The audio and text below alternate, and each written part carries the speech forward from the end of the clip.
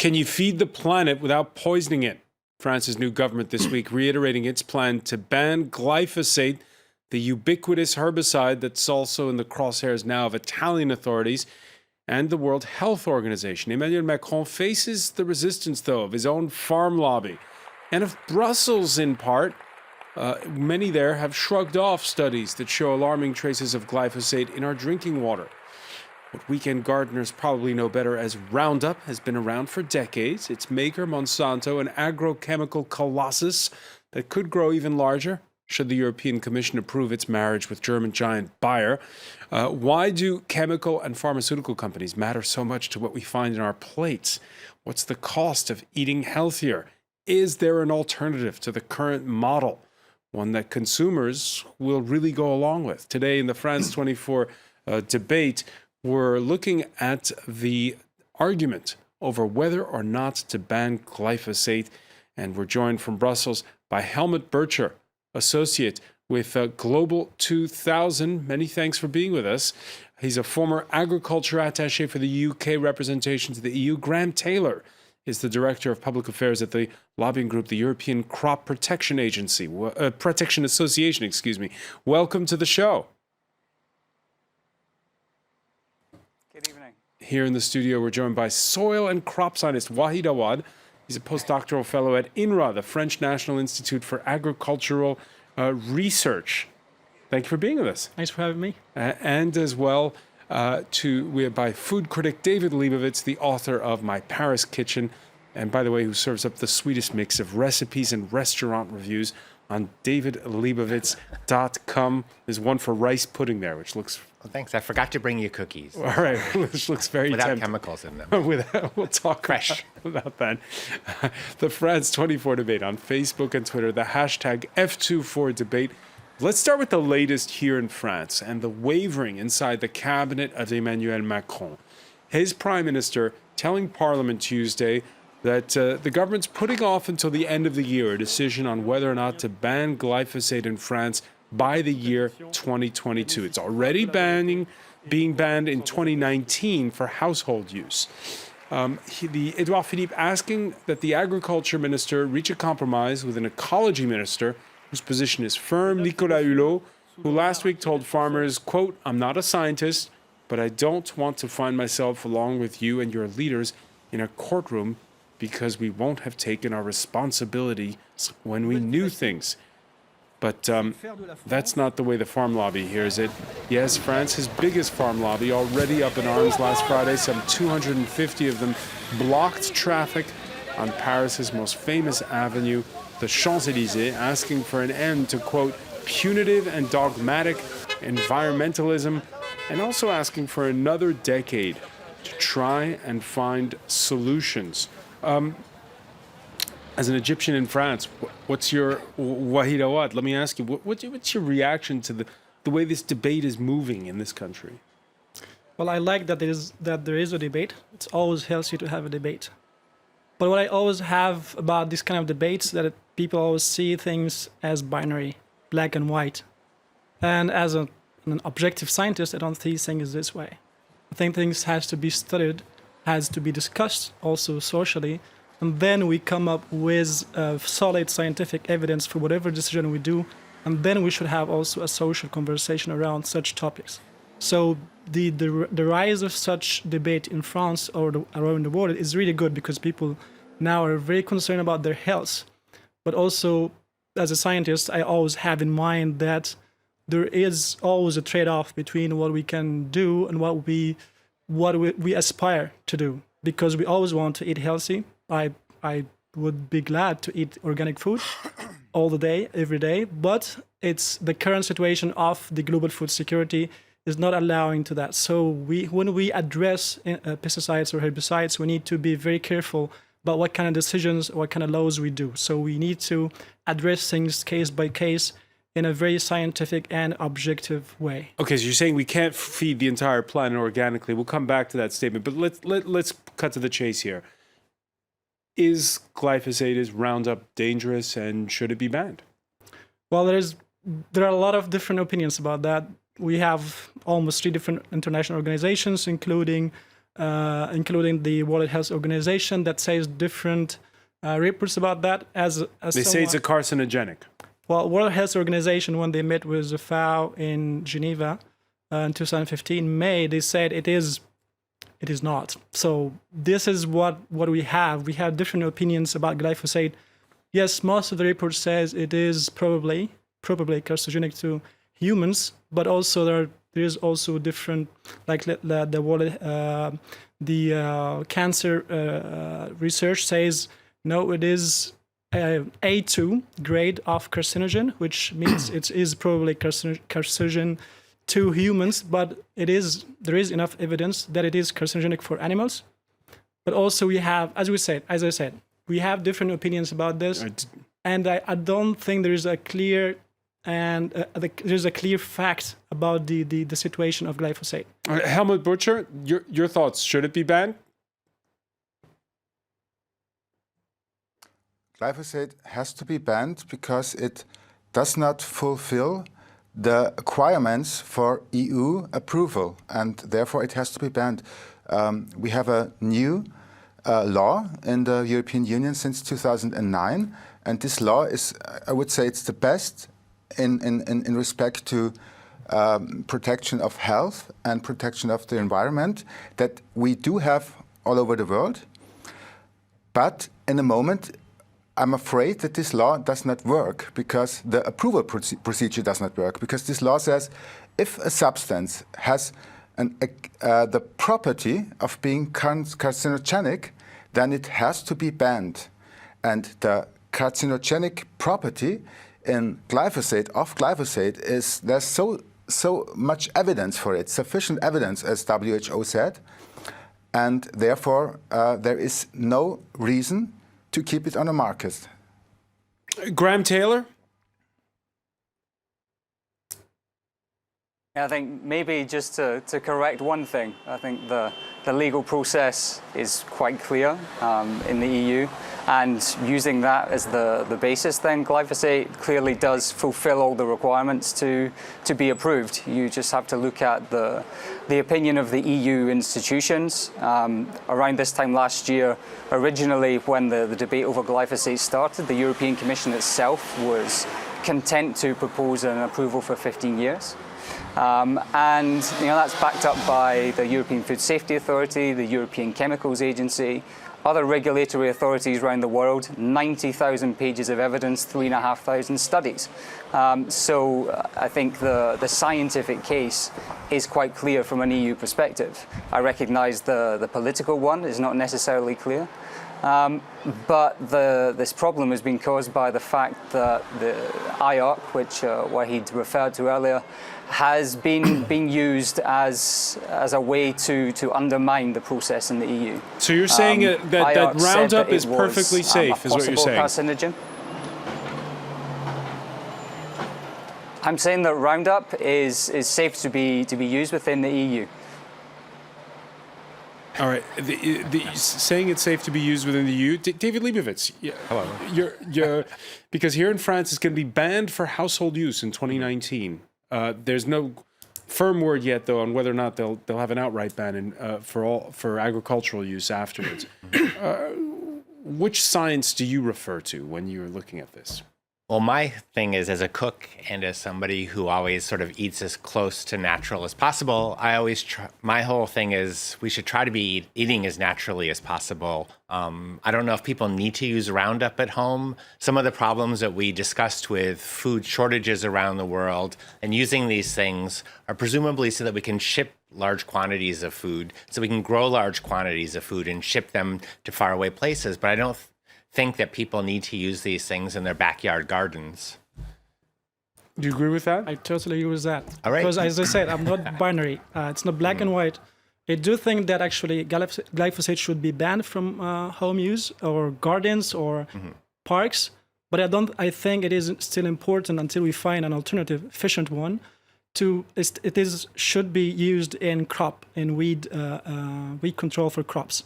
So it doesn't have to be completely banned from everything, but also, as I totally agree, I would love to eat my food, and I don't want to see glyphosate in in my garden. Yes. I have friends that have potagers, vegetable gardens in France and in America, and they don't weed, and they just let everything grow wild.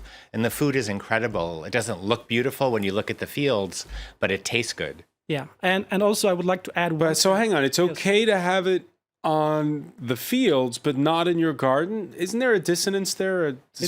It's not. It's because when we talk about pesticides or chemicals in why general, is it safer to be used on crops than it is to be used in the garden?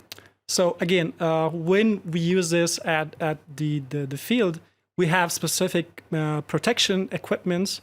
It's quite far from our own houses, so it's not very close to our kitchen. Still gets in the water supply though. It still gets in water supply, but actually there is a fact that when we talk about glyphosate, when we talk about chemical residues of glyphosate in food, there is not enough evidence to say it's carcinogen. But my main concern is actually about the farmers, agricultural workers who are exposed to glyphosate directly when they are spraying it, especially like you have a windy day.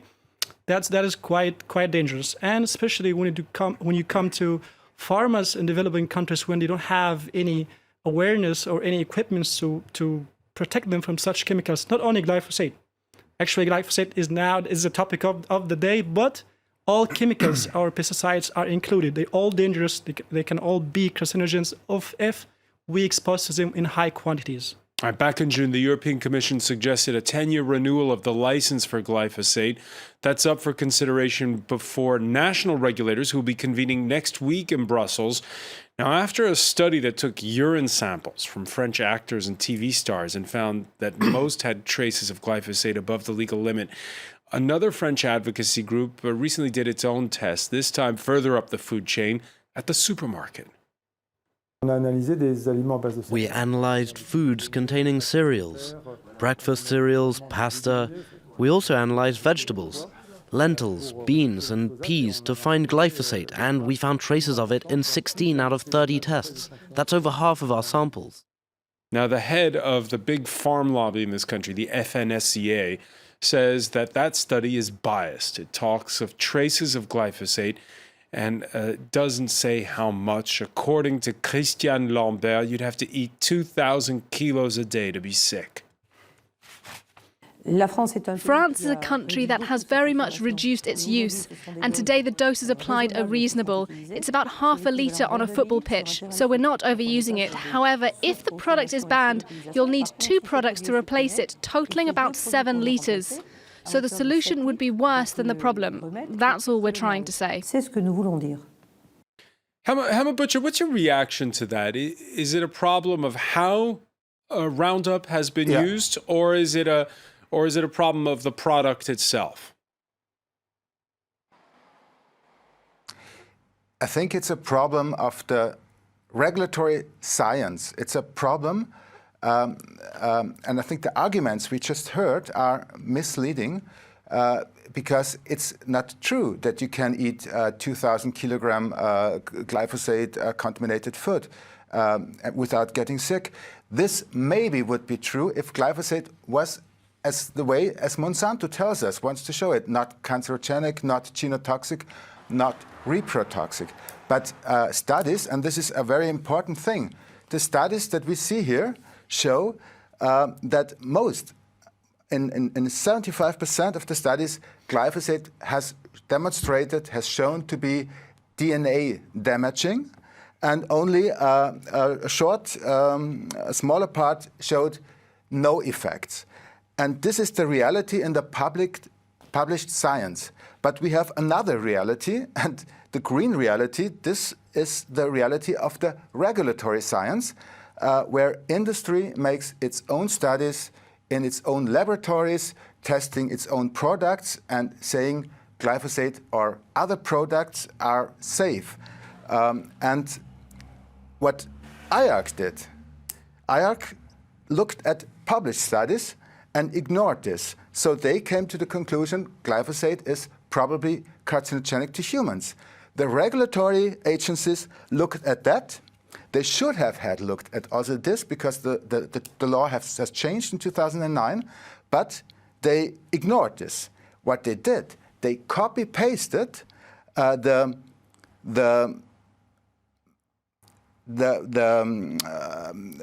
how should I say, the conclusions of Monsanto and the summaries and the interpretations of the published studies to the report. So this is now the scientific basis for the European Union. Graham Taylor, we've seen that charge leveled against glyphosate, that regulators have been fed bad science that's skewed. What's your reactions?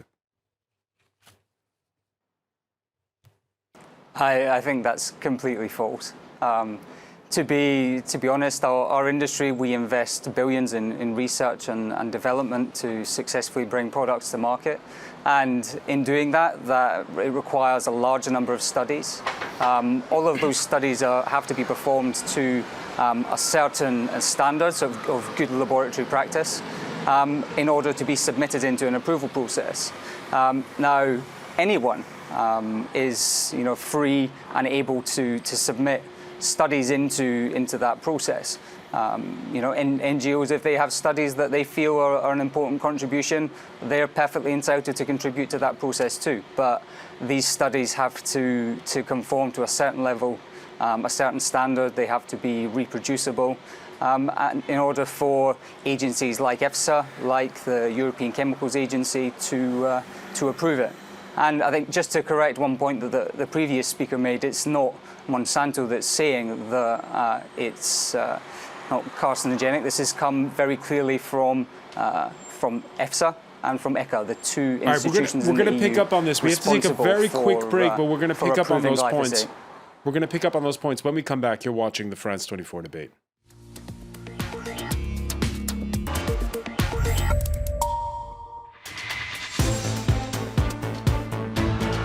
Welcome back, or welcome if you're just joining us. It's the France 24 debate, and we're talking about the ubiquitous weed killer glyphosate, which is actually the active ingredient in what gardeners know better as Roundup, and whether or not to ban it. The French government wavering. It had said it would be gone by 2022, and now it's still weighing its options. With us from Brussels, Helmut Butcher of Global 2000. Helmut, tell us what Global 2000 is in one word. Global 2000 is an Austrian NGO working in environment and health. All right. Also with us from the European capital, Graham Taylor, Director of Public Affairs at the lobbying group, the European Crop Protection Association. Welcome back. Welcome back as well to Wahid Azad, who is at the French National Institute for Agricultural Research, INRA, and who's done a doctorate on plant breeding and genetics, and food critic and blogger David Leibovitz, whose book, My Paris Kitchen, is out and on the stands, or on Amazon, or wherever. It's everywhere. It's everywhere. It's ubiquitous as well. And you, is with us as well. Just before the break, we were talking about the science of it all, and it was almost as if France's president knew we were going to talk about it tonight, because in his major speech at the Sorbonne on Tuesday about EU reform, Emmanuel Macron talked about the issue of coming up with ways where you can have science that's in the hand of scientists and it's not politically skewed. Is that something you think about? I totally agree. How do you go about it? How do you create an independent body that means that there isn't one side presenting its facts and the other side presenting other facts, and public opinion doesn't know which way to turn? Actually, that's exactly what we need. When we talk about such issues, when there's no consensus, we need that. We need independent scientists from everywhere, like multiple parties, to be involved in such studies. And I'm not actually interested in making a specific study to prove something or do the opposite. I would like what the International Research of Cancer did. They actually collected results. They did some kind of meta-analysis of 1,000 different studies that were available in the public domain. And then they analyzed the results and then came up with conclusions based on ongoing research for a few years. So that's what I like to do. And I would like that debate to be in the scientific community first, and then when we come up with a consensus, then we talk to policymakers about the regulations. But what I see now is that we don't have a consensus about glyphosate carcinogenicity, and we go indirectly to the regulators. So I think we still need some more time to debate that, to have any agreement. Because I myself, I don't know. Maybe glyphosate is carcinogenic, but is it in the food residues, or is it when you are directly exposed to it? Because we have different studies with different opinions. So we don't have that consensus yet to base regulations based on that. Helmut Butcher, what French farmers are saying is we are sold seeds that are glyphosate resistant along with the weed killer. We don't have an alternative. Is there an alternative if you want to be able to feed the planet? Of course there is. There has been this big study, we call it in German language Weltagrarbericht. It has been initiated by the World Bank. There have been involved biochemistry, many, I think 41 governments of the world, WHO and many NGOs, and they worked for years and had the goal to find out which way should agriculture worldwide go to feed growing world population until the year of 2050. This was the goal. And what they found out was not chemistry, not genetic engineering, but more regional production would be the goal, to the means to achieve this goal. All right, this was the World Agrarbericht. To be able to grow food more at a local level. Graham Taylor, your answer to that is what are you saying when it comes to the science? First of all, because we saw that there was last year this issue in the United States where there were internal emails at Monsanto that were leaked showing that perhaps they were trying to downplay the health risks of glyphosate. So how do you get people to believe the science? And what do you say when people say there is an alternative to this inexpensive and highly effective weed killer? I mean, maybe the first thing to say is I think we all have to recognize across business, across government, across institutions, we're all suffering from a bit of a deficit of trust. And the same, I think, goes for science. And I think, it's vital that we as an industry, but also scientists, the government institutions can better communicate what science really means to the public. Because I think understanding is contagious, and this is such a critical issue. We talked about earlier about being able to feed 9 billion people on this planet by 2050. I'm not here to say that pesticides are a panacea and that's the only way that we can do that. There are a lot of different potential models, but what we want to make sure is that farmers have access to the tools that they need to be able to produce sufficient, safe and affordable food for Europe's over 500 million population. Your thoughts on this, David Leibovitz? Well, I was just kind of listening to this debate, and I was wondering, how did we get to this discussion? We're talking about feeding hundreds of thousands of people or millions of people, but you have a country like France, which is an amazing agricultural country. I mean, the country is just, it's founded on agriculture. And why are we talking, why can't France feed itself? Why are we talking about shipping all this food into the country and out of the country? And same with every country. I understand. So we should all be macrobiotic. That is, only eat things that are grown locally. Well, I think that's once again, if you look at the history of most places around the world, that's what people did. They ate locally. they grew their own food or someone grew it.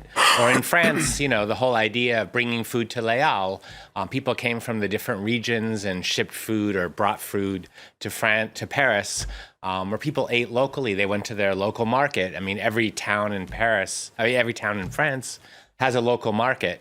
So how did we evolve to become, well, we need to get frozen green beans from Kenya in the winter. Like, why can't we feed ourselves with what's around us? Right, but I mean, right now it's evening in Paris and rushing home. An emergency measure. You might be pulling something out of the freezer. You don't necessarily have time to cook something from scratch. It's the lifestyle that we live here in France. Well, it's the choice that people made.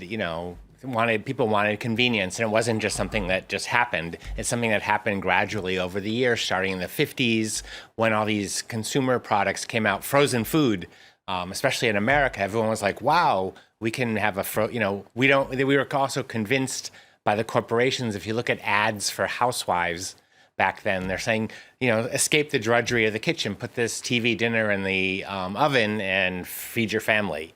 And it's no more drudgery." Has France become the equivalent of that TV dinner nation? I notice when I go to Sunday market, it's harder and harder to find the really fresh produce, the kind you still find in places like Italy. Well, sometimes I'll be eating lunch in my apartment. I'll be eating like a nice salad with stuff I got at the market and some beautiful French cheese and some bread. And I look out the window and I see the teenagers with the McDonald's bags. I'm like, ooh, why are they eating that? Or the sandwiches wrapped in, the plastic triangle wrap sandwiches. And I'm thinking, how did we get here? Why is that preferable to what I'm eating? Are you talking about luxury, though? Because for a lot of people around the world, or a lot of people even here in France, they can't afford to go out and buy organic. Well, I don't necessarily buy organic, but I'm buying things from my local market.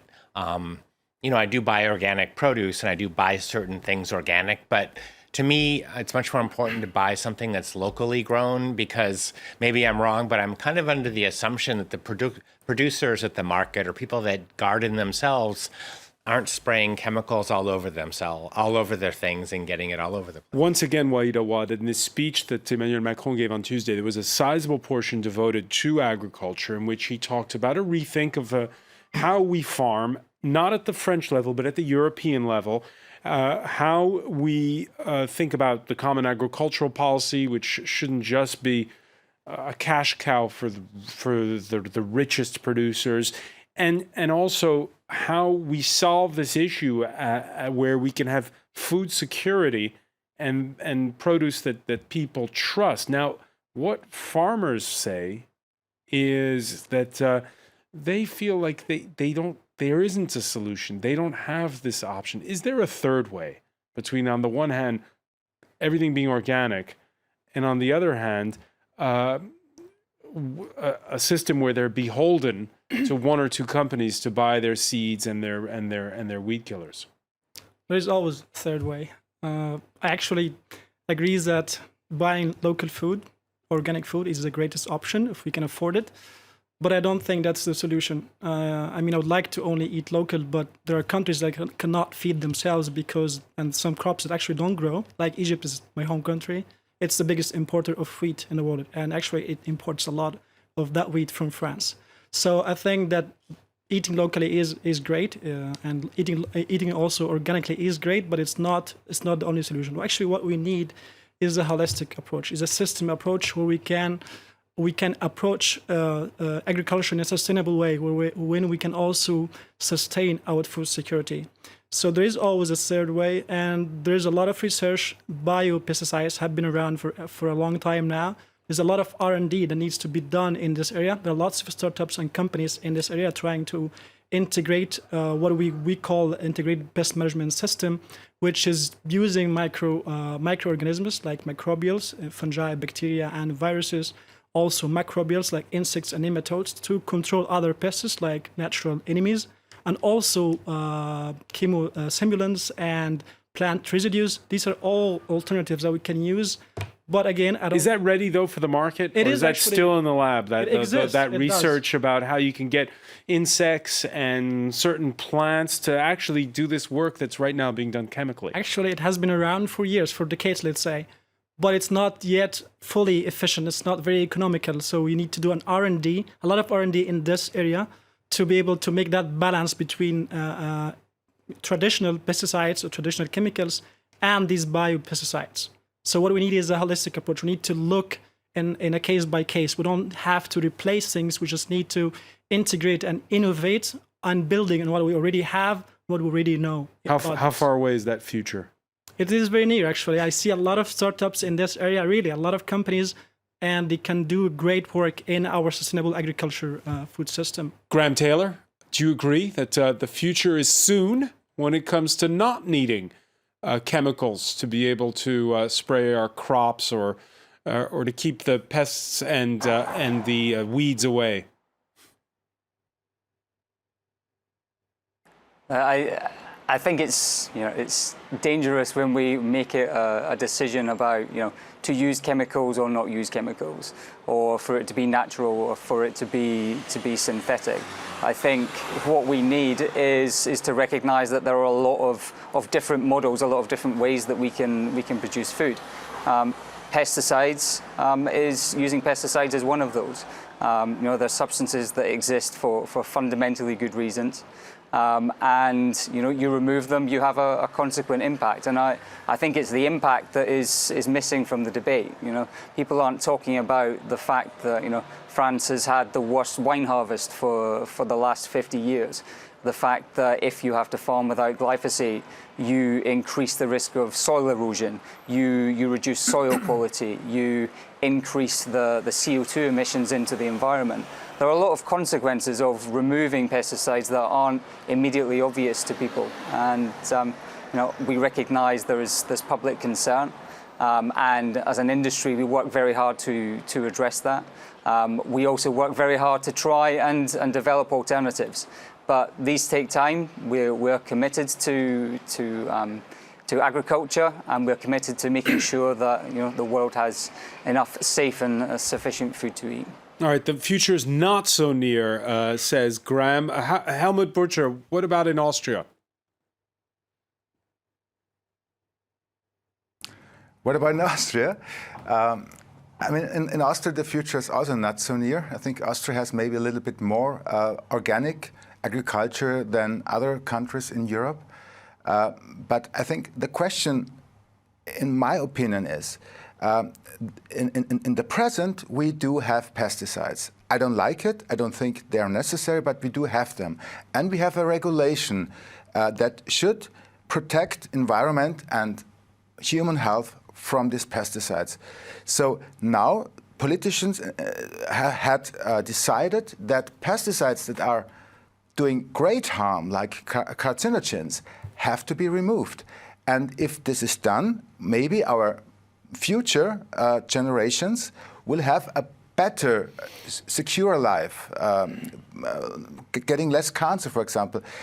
As you know, cancer is presently the most probable chance to die if you are between 30 and 70 years old. This is at least in Austria the case, and I think it's not very different in France, in Italy, and in Germany. So this is the reason why we have installed this legislation. But now we have really to look carefully that this legislation is also executed by authorities. And if authorities don't look to the science, if authorities only rely on studies from industry, which are made under a very special scientific frame, then protection of man and protection of environment won't take place. All right. But before we go, just two more points. One, you were saying Egypt, a nation that imports a lot of its wheat from France. Yeah, I mean, one among the biggest countries is France. So this is an argument that that matters to your family. Definitely. And what are your thoughts then? Again, what should the government be saying when it comes to this ban by 2022? You mean government in France or Egypt? In France. Well, I definitely think that it needs more and more studies. And I think that what we need now is not a complete ban, because I agree that we need a lot of regulations. We need a lot of risk assessment. We need a lot of risk benefit analysis, and in every aspect when it comes to chemicals, not just glyphosate, all of them. From impartial scientists. Exactly, because it's true. It's pure science. Okay. David Leibovitz, let's talk about, we've talked about the future. Let's talk about the present. Okay. Shoppers, what should they do? How do they, right now, in the present, how do you shop for food if you're on a budget? You know, not if you're, if money's no object, of course you'll be able to find the best organic stuff. But what do you do concretely? What do you do when you go to the supermarket or the market? Well, I was just thinking about the debate we're having, and I was thinking, well, maybe we should just embrace anything that keeps wine on the table as a good thing. When I saw the grapes. Baguette. But I think we should, you know, like I was saying, I was traveling through France the last few weeks on vacation and holiday, and just going to the outdoor markets, the food was really cheap. I was shocked, you know, tomatoes were €2 a kilo, and these were beautiful, fresh, you know, I don't know if they were organic, but they were grown by growers. They were all irregular. They weren't perfect, and they smelled good. So there's a giveaway. If you go to the stall and every tomato is perfect, And it will also smell. I mean, the reason our noses are above our mouth is because that's what tells us what's good to eat. That's why, you know, we are designed this way, and it works. You know, you smell chocolate, you smell fresh bread, you smell cheese, and you want to eat it because it's good and it's good for you. And it's not necessarily expensive stuff that's the best for you. No, I mean, things that are shipped from, you know, I can't address the economics of shipping wheat over long distances, but I know shipping things like, you know, strawberries from Chile, green beans from Africa, they, you know, what price do we pay, you know, for these beans, even if, you know, they're cheaper than the really fresh, beautiful ones at the market? Are those really what we want to eat, or do we want to pay a little bit more and get fresh green beans from a grower? And that's what I do. It's a decision, too, I've made in my life. Sometimes I'm like sitting at the market, like, do I buy the, you know, free-range chicken, or do I buy the industrial one, which is a third of the price or less? And I get that free-range chicken, and it's delicious. But it's a decision I make. A decision you make. Graham Taylor, the consumer habits are changing. Again, we're talking about when the future is when it comes to changing habits, reducing the carbon footprint of how food is made. You're saying with 9 billion people to feed, the consciousness raising won't be enough?